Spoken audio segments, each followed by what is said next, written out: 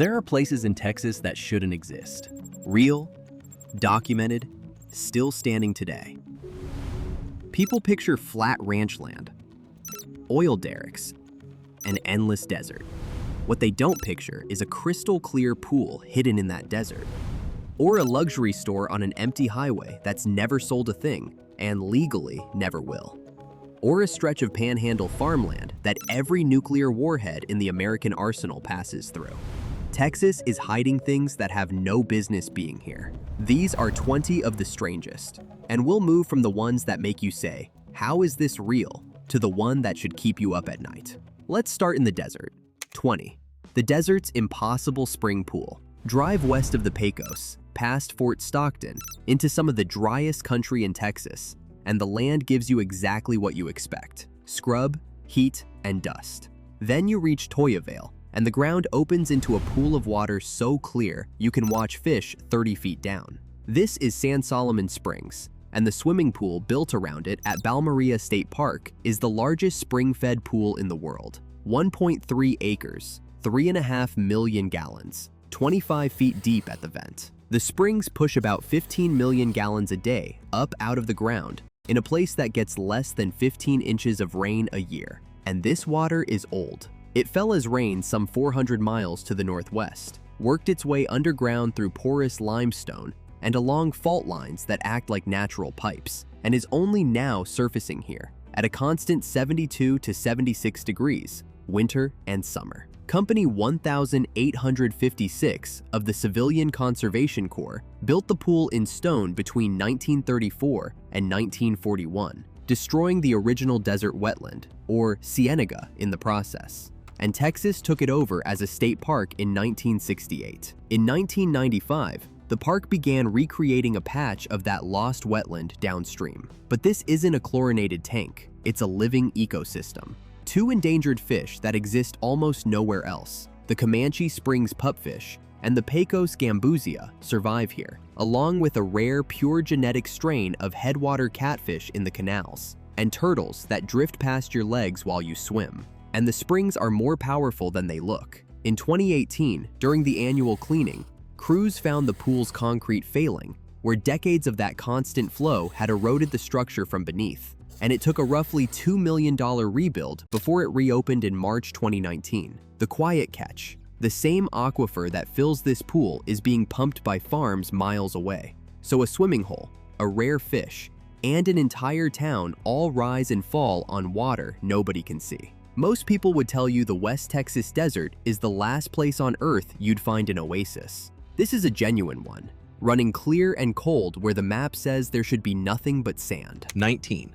The well that drowns divers. From the road near Wimberley, it looks like the prettiest swimming hole in the hill country. A round blue mouth of water about 12 feet across in the bed of Cypress Creek, ringed by limestone and cypress. That mouth is Jacob's Well, an artesian spring where water under pressure, having traveled miles through the Trinity Aquifer, is pushed up to the surface at a steady 68 degrees. A 1924 measurement clocked it gushing 170 gallons a second, jetting 6 feet into the air. And it's one of the most dangerous dive sites in the world. The well drops straight down about 30 feet, then bends and keeps going through tight, silt-choked chambers well past 100 feet deep, mapped now to a maximum around 137 feet, with one passage running more than 4,000 feet back into the rock, making it the second longest fully submerged cave in Texas. The danger isn't the depth, it's the geometry. The tunnels narrow to restrictions as tight as 15 inches, with no straight path back to the surface. Disturb the floor,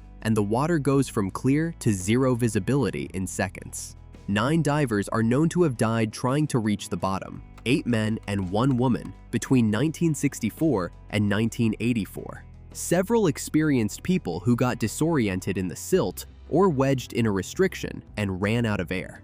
And there's a quieter threat now, because Jacob's Well is fed by the same aquifer Central Texas keeps drilling into. The spring that gushed for all of recorded history has stopped flowing entirely.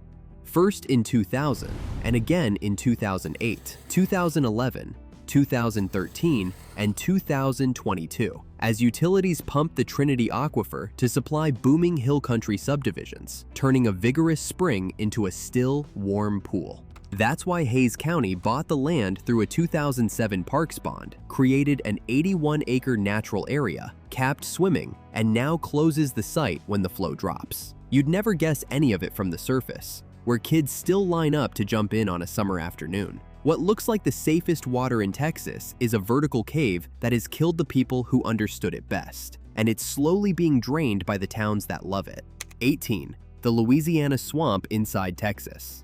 Everything you associate with East Texas stops making sense at the Louisiana line. In the far northeast corner of the state, near Karnak and Uncertain, the land turns to Blackwater Bayou. Bald cypress rising 60 to 80 feet out of tea-colored water, channels that branch and dead-end like a maze. This is Caddo Lake, and it looks less like Texas than the deep Louisiana swamp, because in a sense, it was built by an accident of the Deep South.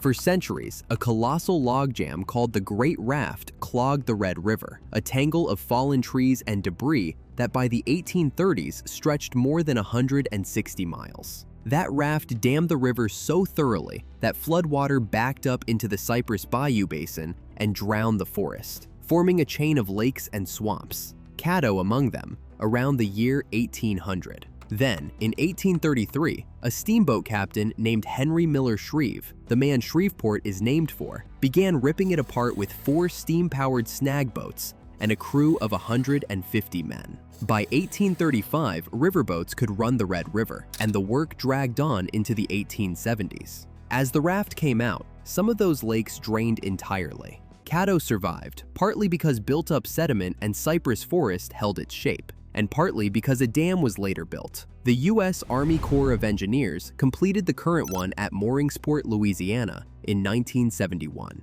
It's named for the Caddo people, whom the government forced to Oklahoma in 1859, and today its 25,400 acres are a wetland protected under the Ramsar Convention since 1993. Home to alligators, and one of the few large natural lakes in a state whose other big lakes are nearly all man-made reservoirs. The world's first overwater oil well was drilled here in 1911, and it's under siege. Oil and gas canals cut through it, and invasive giant salvinia, a fern that can double in size every few days, chokes the boat lanes, turning the lost world into a green mat. Most of Texas is a place you'd never look for a swamp. This one was created by a decades-long traffic jam of dead trees on the wrong river, a genuine deep south bayou that drifted into Texas and stayed. 17. The ground that exhales bats. North of Rock Springs, in the ranch country of Edwards County, the flat brush hides a hole that drops straight into the dark. The Devil's Sinkhole is a funnel-shaped shaft about 40 by 60 feet at the mouth that plunges roughly 140 feet before opening into a single enormous chamber, a cavern more than 320 feet across that bottoms out around 350 feet down, the largest single-chamber cave in Texas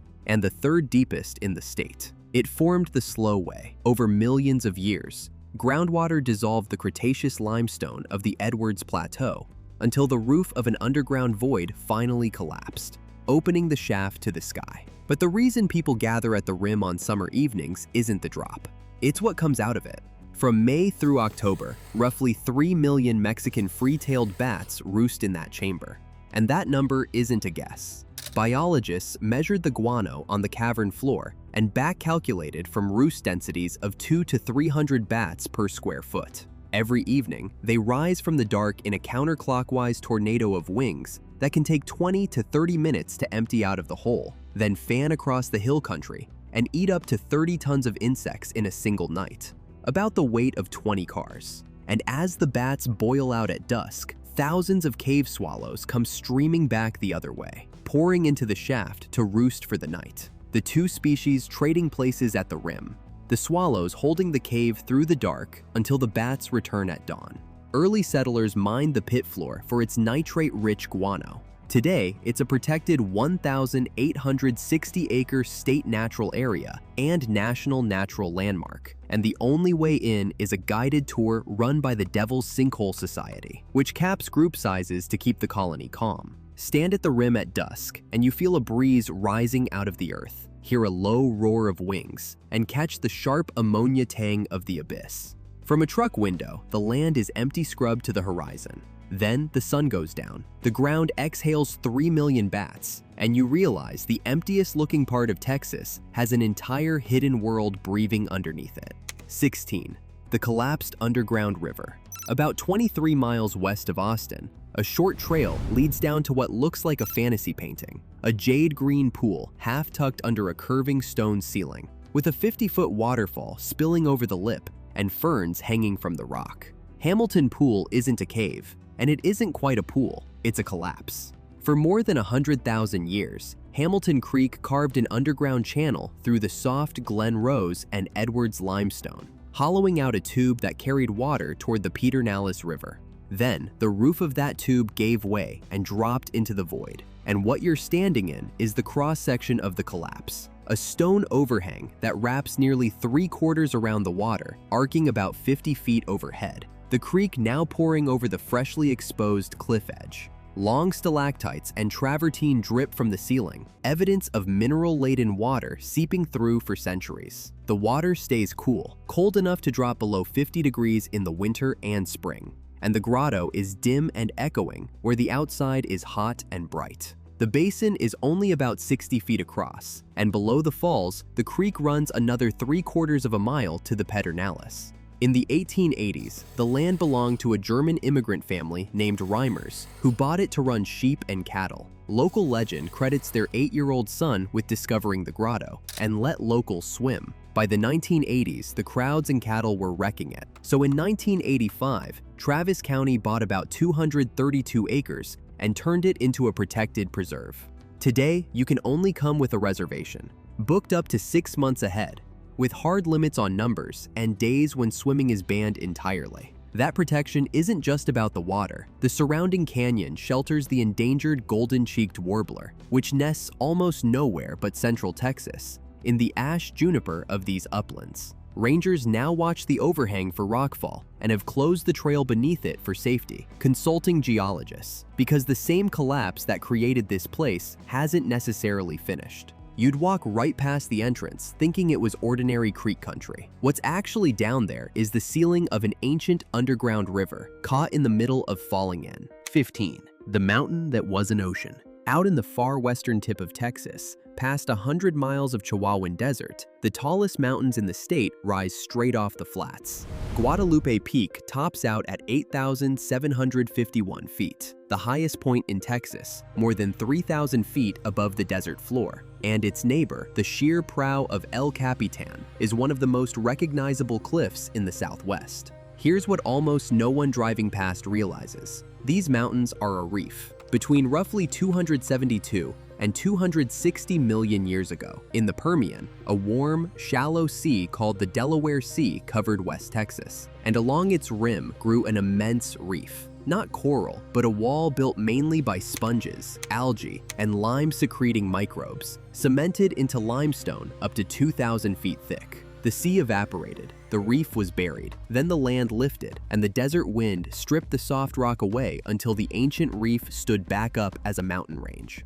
Walk the trails and the proof is in the stone. Ammonites, brachiopods, crinoids, bryozoans, and the grain-like fossils of animals that died on a seafloor before the first dinosaur existed. The man most responsible for saving it was Wallace Pratt, a petroleum geologist for Humboldt Oil, who rode into McKittrick Canyon in 1921, recognized it as one of the finest reef exposures on Earth, and bought the land, building the stone Pratt cabin in the early 1930s, which still stands at the end of the canyon trail today. In 1959, he began giving the canyon back to the public, thousands of acres of it, and on September 30th, 1972, it was dedicated as Guadalupe Mountains National Park, preserving one of the best above-ground cross-sections of a fossil reef anywhere on Earth, now an internationally recognized geoheritage site. There's a strange loop in it too. The same Permian rock towering over West Texas towns is the source rock for the oil pumping out of the Permian Basin below.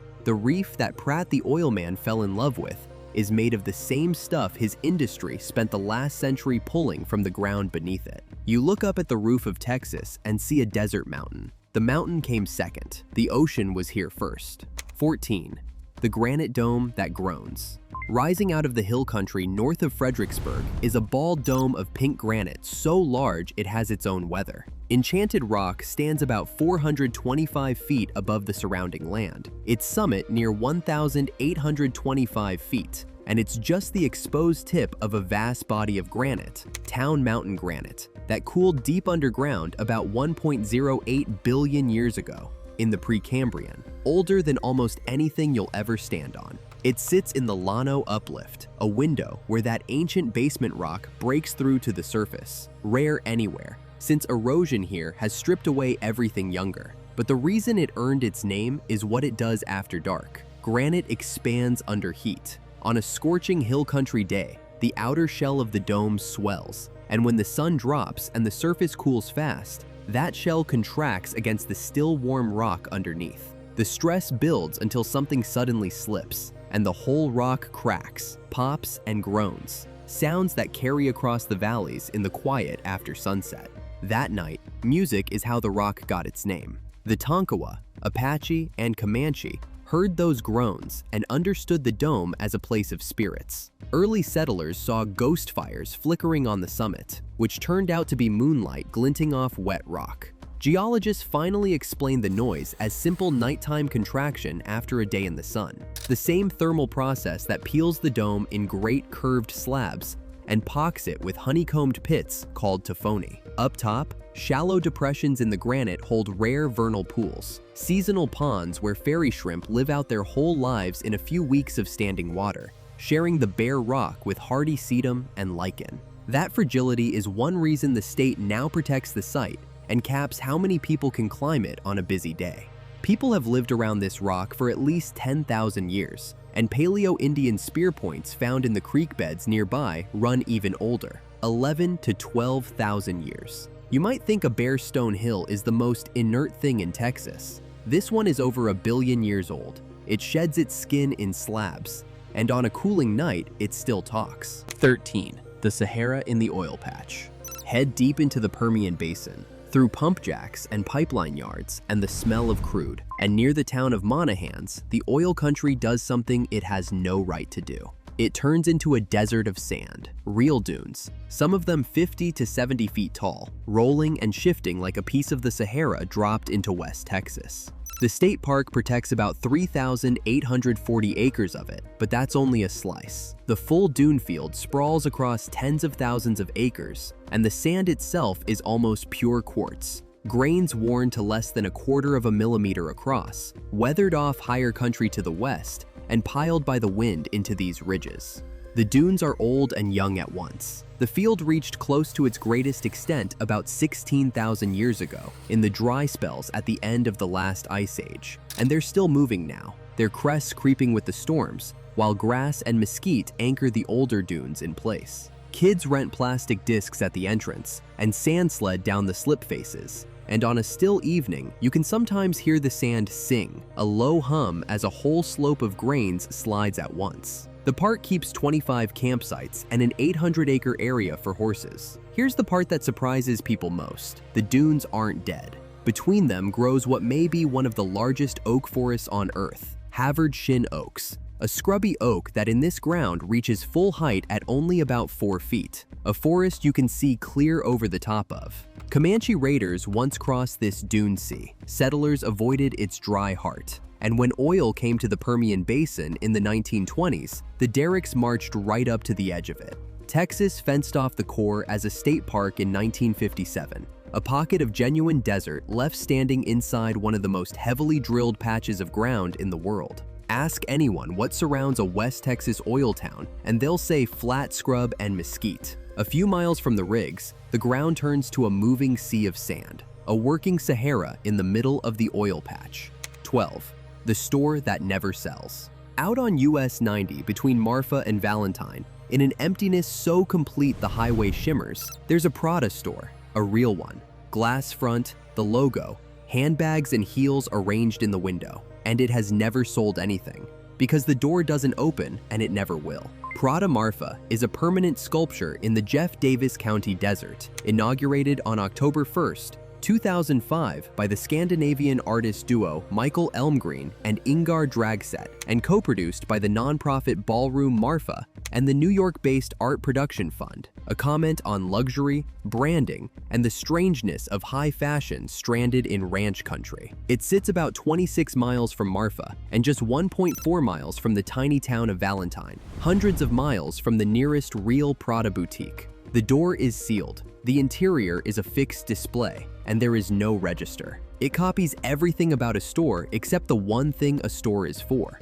It was left unmaintained on purpose, and the goods inside are genuine, chosen from Miuccia Prada's Fall 2005 collection. But look closely, and every shoe is a right foot only, and the bags have no bottoms, because the artist knew what was coming. Instead of quietly decaying, it drew thieves. The very night it opened, they broke in, took 6 handbags and 14 right-footed shoes, and graffitied the walls. So it was resealed and fitted with a hidden alarm that signals authorities if the replacement stock is touched. Then it became one of the most photographed spots in the state. Starting around 2013, the Texas Department of Transportation created a genuinely absurd legal problem. Because the Prada logo was visible from the highway, the state tried to classify the sculpture as an illegal roadside billboard and threatened to tear it down. After a public fight, officials landed on a workaround. In 2014, the site was leased to the Ballroom Marfa Foundation and reclassified as a museum with the building as its single exhibit,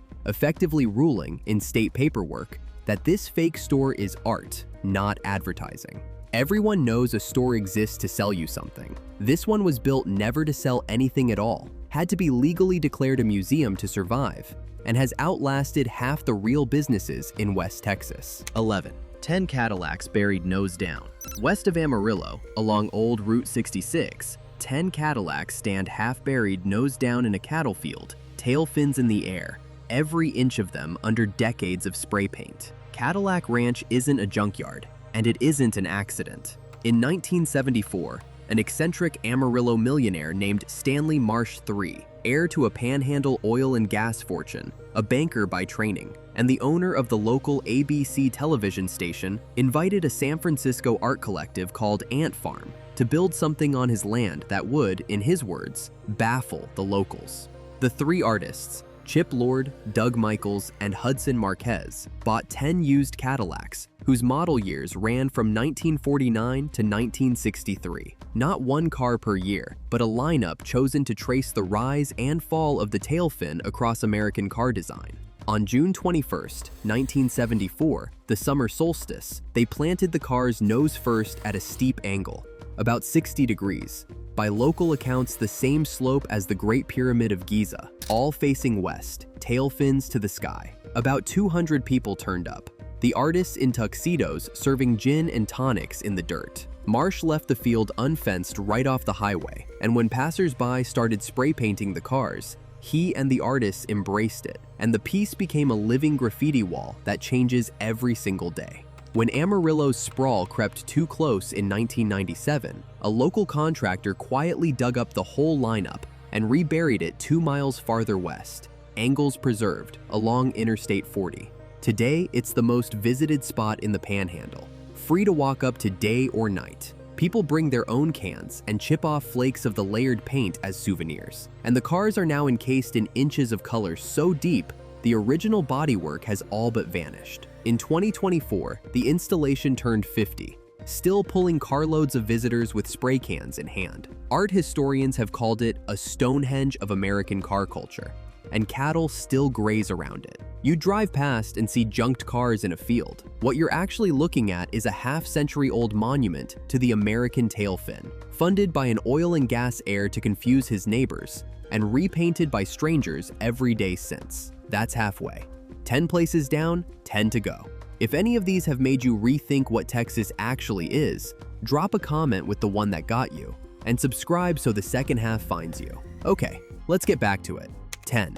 The canyon in flat nothing. The Texas Panhandle is the flattest land in the state. You can drive it for hours. Grain elevators, feedlots, a horizon so straight it looks drawn with a ruler. Then, about 15 miles southeast of Amarillo, Without a hill to warn you, the ground simply falls away.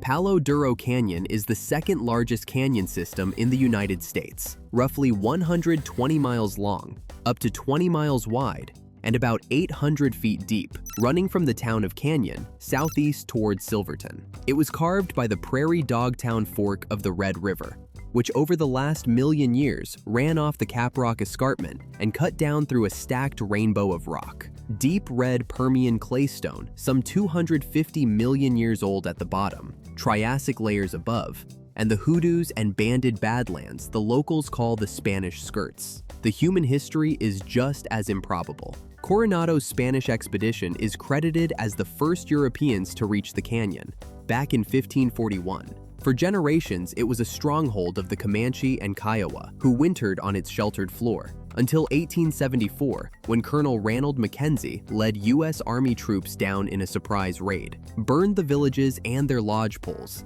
and drove off more than 1,000 captured horses, slaughtering them in nearby Tule Canyon, a blow that broke the tribe's mobility and effectively ended organized native resistance on the southern plains. Just 2 years later, in 1876, the cattleman Charles Goodnight partnered with the Irish investor John Adair and founded the J.A. Ranch on the canyon floor, using the walls as natural fences for a spread that grew to more than 700,000 acres. Texas bought the Upper Canyon in 1934, and 7 companies of the Civilian Conservation Corps spent 1933 to 1937 carving Park Road 5 down from the rim to the floor and raising the stone cabins and the El Coronado Lodge that still serve the 28,000-acre park today. From the flat Panhandle, the biggest thing for 100 miles is a hole in the ground you can't even see until you're standing on its edge. A gash so deep and so sudden that the plains give no hint it's there, its walls holding both a fossil rainbow and the site where the southern plains changed hands. 9. Eiffel Tower in a cowboy hat. The town of Paris, Texas, the seat of Lamar County, up in the northeastern corner of the state, nowhere near the Panhandle, has a problem shared by every other Paris on Earth. It isn't the real one. So in 1993, members of the local Boilermakers Union built their own Eiffel Tower, with fabrication help from the Babcock and Wilcox Company. A 65-foot steel replica, less than a tenth the height of the original, standing on the lawn outside the Love Civic Center. It has no elevator, no stairs, no purpose beyond being a landmark. And that would have been the end of it, except a rivalry was brewing. Another American Paris, Tennessee, had raised its own Eiffel Tower the very same year. A roughly 60-foot version it later boosted to about 70 feet, and a scattering of other replica towns were staking similar claims. Paris, Texas answered the only way a Texas town could. In 1998, the town's boosters voted to bolt an enormous, bright red cowboy hat onto the top, instantly turning a straightforward replica into a joke the whole state could get behind, and making theirs the only Eiffel Tower on Earth wearing a Stetson. The hat was never really about height. It was about having the last word. The original Eiffel Tower in France stands roughly 1,000 feet tall, more than 15 times higher. But France, famously, does not have the hat. You can walk right up to the Texas Tower's base, no ticket line, and stand under a landmark that is equal parts civic pride and inside joke. It now anchors the town's tourism, pulling in road trippers between Dallas and Oklahoma, and it shares its grounds with the Red River Valley Veterans Memorial. So visitors drift from a selfie under the hat to a moment of quiet a few steps away. For a town of about 24,000 people that bills itself as the second largest Paris in the world, it's a way to claim a piece of the most famous silhouette on the planet, and then plant a boot on it. Most towns named after a foreign city just let the name do the work. This one built the landmark, then crowned it with the one thing Paris, France would never put on top. 8. A big city bridge for cattle. In the years just after the Civil War, Waco was a rough frontier settlement, and the Brazos River was a problem. For hundreds of miles, the Brazos cut central Texas in half with no bridge, forcing cattle herds and stagecoaches to gamble on shallow fords that turned deadly in a flood. So in 1866, a group of Waco businessmen chartered the Waco Bridge Company and did something wildly out of scale with their little town. They built a suspension bridge. Not a rope and plank affair, a genuine engineered span, designed by New York civil engineer Thomas M. Griffith. Its cables supplied by the firm of John A. Roebling of Trenton, New Jersey, the same company whose wire would soon hold up the Brooklyn Bridge. Crews began work in 1868, raising 2 brick towers built from nearly 3 million locally fired bricks, and stringing the Roebling cables between them. When the bridge opened in 1870, its main span reached about 475 feet, the longest single-span suspension bridge west of the Mississippi. It opened as a tollway, and its best customers were cattle. Drovers pushing longhorns north along the Chisholm Trail paid about 5 cents a head to cross, thousands of animals a season streaming across the suspended roadway in a haze of dust. That single crossing helped turn Waco from an outpost into a regional trade center, the town growing up on both banks around it. In 1889, McLennan County bought the bridge for $75,000 and handed it to the city of Waco for $1, ending the tolls for good. Engineers later reinforced it with steel, and by 1971, outclassed by modern spans, it was closed to cars and turned into a pedestrian walkway. An overhaul in the early 2020s replaced its aging cables and decking. Today, it's the city's signature landmark, its towers strung with lights, and a bronze tableau called Branding the Brazos. Robert Summers' 25 larger-than-life longhorns and 3 trail cowboys driving a herd stands in Indian Spring Park to remind everyone what it was really built for. You'd expect frontier Texas to make do with a Ford and a prayer. Instead, a muddy cattle town reached out to the future builders of the Brooklyn Bridge and got big city engineering more than a decade before the big city did. 7. The art capital with mystery lights. Marfa is a high desert town of fewer than 2,000 people, 3 hours from the nearest airport, and it's one of the most important places in contemporary art on Earth. It began in 1883 as a railroad water stop, sitting at about 4,700 feet where the Chihuahuan Desert meets the mountains, and it was reportedly named after a character in a novel. Accounts differ on which, some pointing to Marfa in Dostoevsky's The Brothers Karamazov, others to Marfa Strogoff from Jules Verne's Michael Strogoff. For decades, it was ranching and soldiers. The Army's Fort D.A. Russell sat on the edge of town, and during World War II, it held German prisoners of war, who left murals still preserved in one of its buildings. Then, in the early 1970s, the minimalist sculptor Donald Judd, sick of the New York gallery world, came to Marfa looking for room to install his work permanently. He bought up buildings, and crucially, he bought the old fort, filling its 2 long sheds with 100 identical boxes milled from aluminum, and planting 15 giant concrete works out in the grass. In 1986, he opened it all as the Chinati Foundation, about 340 acres of former Army base turned into one of the world's great museums of minimalism, drawing artists and pilgrims from across the world. And Marfa has a second mystery, one the state itself endorses. Since 1883, when a young cowhand named Robert Reed Ellison reported strange glows while driving cattle through Paisano Pass, people have described lights out on Mitchell Flat, bright spots that appear near the horizon, split, drift, and vanish. Texas built an official viewing area on US 90, about 9 miles east of town in Presidio County, to watch them. A 2004 investigation by physics students tied most sightings to headlights on distant US 67, bent by the desert's temperature layers. Still, a stubborn handful of reports, some from before there were highways out there, don't line up, and no agency has ever declared a single cause. Nobody official claims they're supernatural. They just admit they can't fully explain them. A remote ranch town that shouldn't have any reason to exist holds a world capital of modern art by day, and by night, a government-built platform where you go to watch lights the government itself can't name. 6. The border crossed by rowboat. Deep in Big Bend National Park, at the end of a short desert road, there's an international border crossing unlike any other in the country.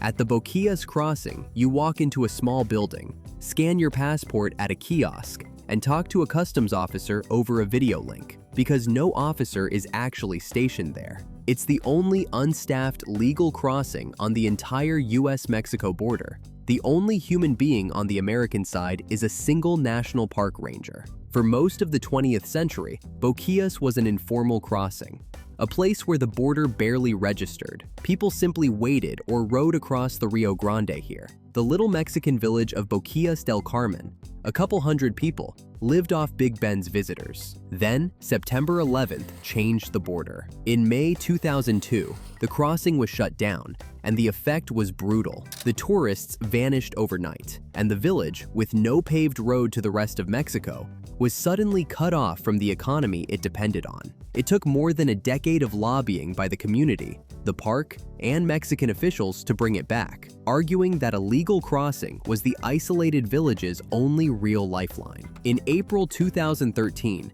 the US reopened it as a genuine legal port of entry, but a tiny pedestrian-only one, run largely by that remote video kiosk. Clear the inspection, walk down to the water, and a local boatman rows you across the Rio Grande for about $5 round trip. Or you wait it when the river's low. On the far bank, there's no road to anywhere. You cover the last half mile to the village on foot, by burro, horse, or pickup. The boatmen, the guides, and the families running the restaurants and craft stands are nearly all Boquillas locals, living or dying on that thin trickle of visitors. It's fully sanctioned and open only a few days a week, closing at 4 in the afternoon.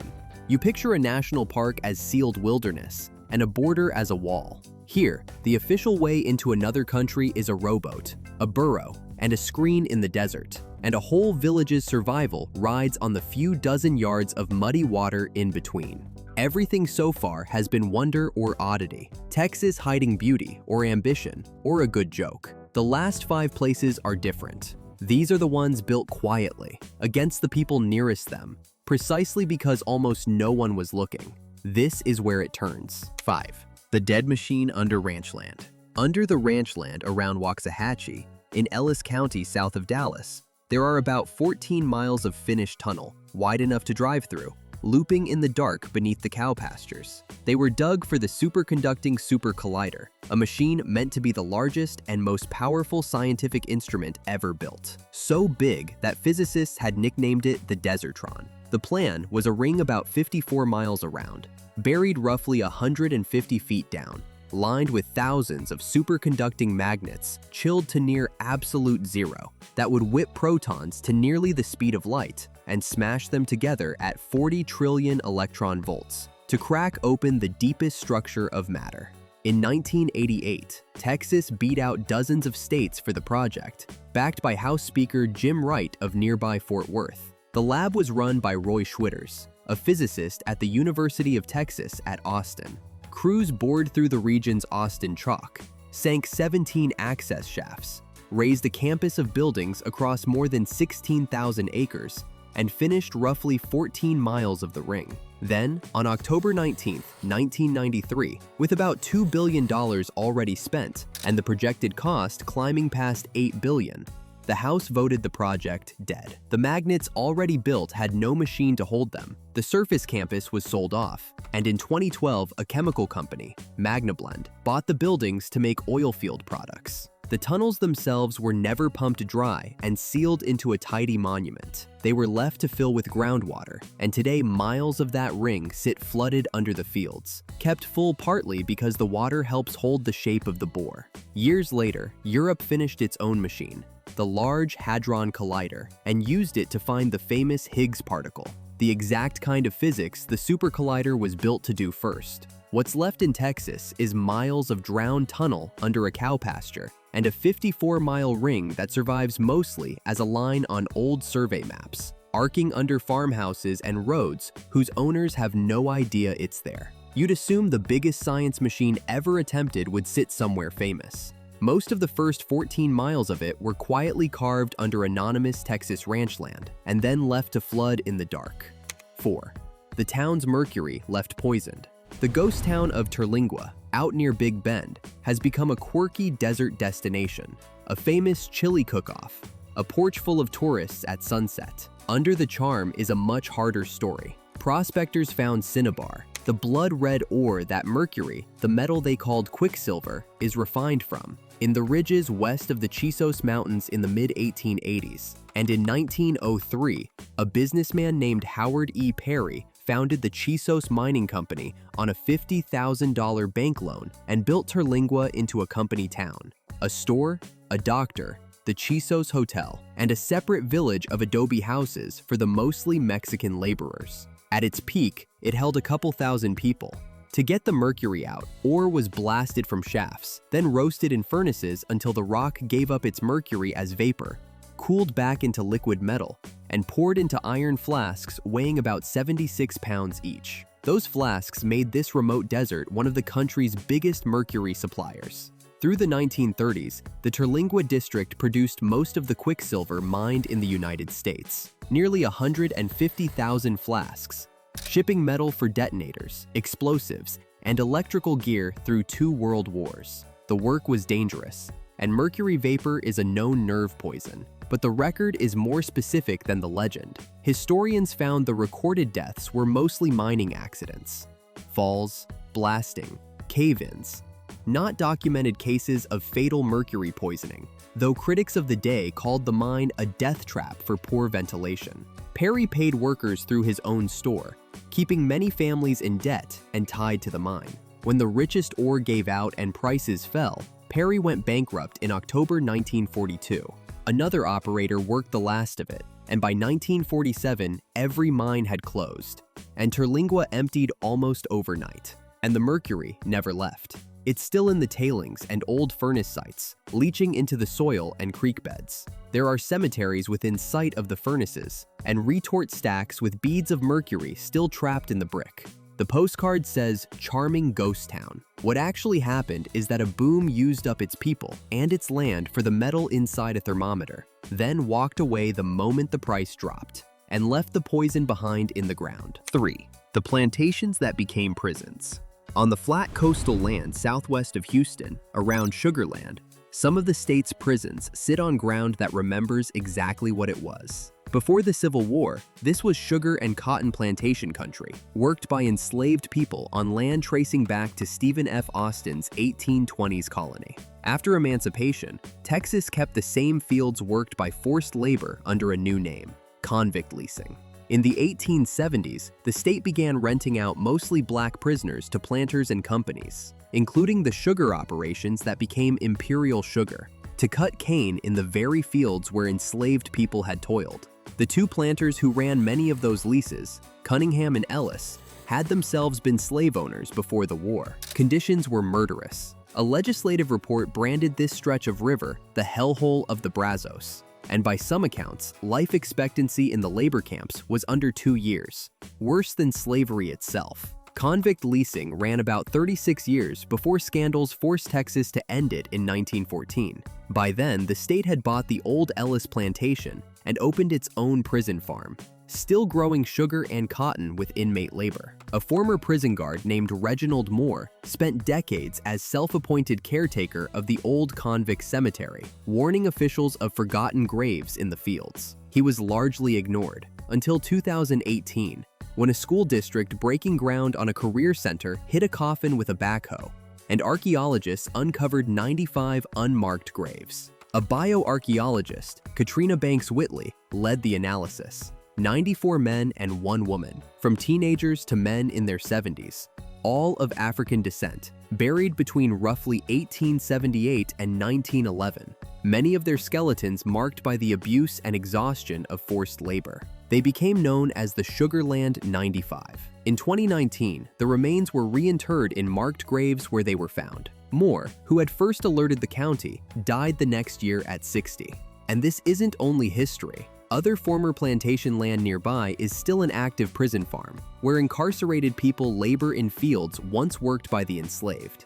You think a prison is just a prison. Some of these sit on the exact ground where slavery was quietly renamed and kept running, and the men and the 1 woman who died doing it lay in unmarked graves until a backhoe found them. 2. Neighborhoods inside the refinery fence. In the Gulf Coast towns of the petrochemical corridor, Port Arthur, and the neighborhoods strung along the Houston Ship Channel, There are homes, schools, and churches that sit close enough to the refineries to live inside their shadow. In West Port Arthur, more than 90% black, modest wood frame houses stand a few hundred feet from the fences of some of the country's largest oil refineries. Early in the 20th century, refinery builders bought cheap land along the water and rail lines, while segregation, redlining, and zoning steered black and working-class families into the strips beside them. A refinery burns off excess gas through flare stacks, and when that burn is incomplete, benzene and toluene drift into the streets. Storage tanks leak vapors. One fence-line neighbor is an aging petroleum coke plant run by Oxbow, which for years released around 22 million pounds of sulfur dioxide a year, roughly 9/10 of all the sulfur dioxide pollution in the county, yet was never required to install a scrubber, pushing residents to petition the EPA over whether the state had let the pollution violate their civil rights. Farther inland, along the 52-mile Houston Ship Channel, more than 600 petrochemical plants are packed together, nearly half of all U.S. petrochemical production. In 2024, Amnesty International called the whole corridor a sacrifice zone, reporting that people in these mostly Black and Latino neighborhoods can have life expectancies up to 20 years shorter than residents of wealthier, whiter Houston, barely 15 miles west, exposed to benzene, 1,3-butadiene, and other carcinogens. When a tank farm run by ITC caught fire in 2019, it burned for days and released cancer-causing benzene into surrounding neighborhoods for weeks. In the Manchester neighborhood, kids play in yards ringed by plants, a rail yard, and a freeway. People here treat sirens and shelter-in-place warnings as ordinary life. Tape the windows, cut the air conditioning, wait out the release. And still many families stay because the same plants that foul the air hold some of the best-paying blue-collar jobs in the region. So generations end up both working the refineries and breathing them. Most industrial maps keep the heaviest polluters away from where people sleep. Here, it's the other way around. The fence line between the refinery and the front porch is a few hundred feet, and it was drawn there on purpose. 1. Where America unbuilds its warheads. And it ends where the whole list began, in flat, empty-looking farmland, the kind we spent this entire video calling ordinary. About 17 miles northeast of Amarillo, wheat and cattle country rolls out in every direction, and in the middle sits a plant behind fences most never think about. This is Pantex, the only place in the United States where nuclear weapons are put together and taken apart. Pantex was born in 1942 as an ordinary army plant loading conventional bombs and shells. It shut down afterward. Texas Tech farmed the land, and in the early 1950s, the Atomic Energy Commission reclaimed it for the nuclear age. Here's what happens on those 16,000 acres, about 25 square miles, larger than the island of Manhattan. The plutonium cores, called pits, are made elsewhere, and the warheads are designed at labs like Los Alamos and Livermore. But the physical weapons are assembled here by hand, in specialized buildings in an area called Zone 12. And when they're retired, they're brought back to be taken apart, one at a time, in blast-resistant cells. High explosives sit in earth-covered bunkers. Since 1975, it has been the nation's sole assembly and disassembly plant, the hinge every American warhead swings through, and the work is anything but finished. As recently as 2025, Pantex assembled the first of a brand new nuclear bomb, the B-61-13. In 1994, the EPA declared Pantex a Superfund site over explosive residues and contamination seeping toward the Ogallala Aquifer, groundwater that irrigates half the high plains. Across the highway, a small activist group keeps up the Peace Farm, 20 acres bought in 1986 to stand as a visible witness against the weapons built inside of it. Ranchers graze cattle within view of the bunkers, and most in Amarillo think more about feedlots than the warheads a few miles away. Think about the shape of that. We started this video marveling that the emptiest corners of Texas were hiding oases, canyons, and fossil seas, treating empty as harmless. And the single most consequential place in the country, where America builds and unbuilds the weapons that could end the world, was tucked into the same blank farmland, precisely because no one thinks to look there. That's the secret Texas keeps. The emptiness was never empty. It's just where we agreed not to look. 20 places that shouldn't be here, and every one is real. The desert pool, the locked store, the farm town that quietly takes the country's warheads apart. Texas keeps its biggest secrets in the ground that looks emptiest. Tell me below which one caught you off guard and what we should have included. Subscribe, and next time I'll take you somewhere just as hidden.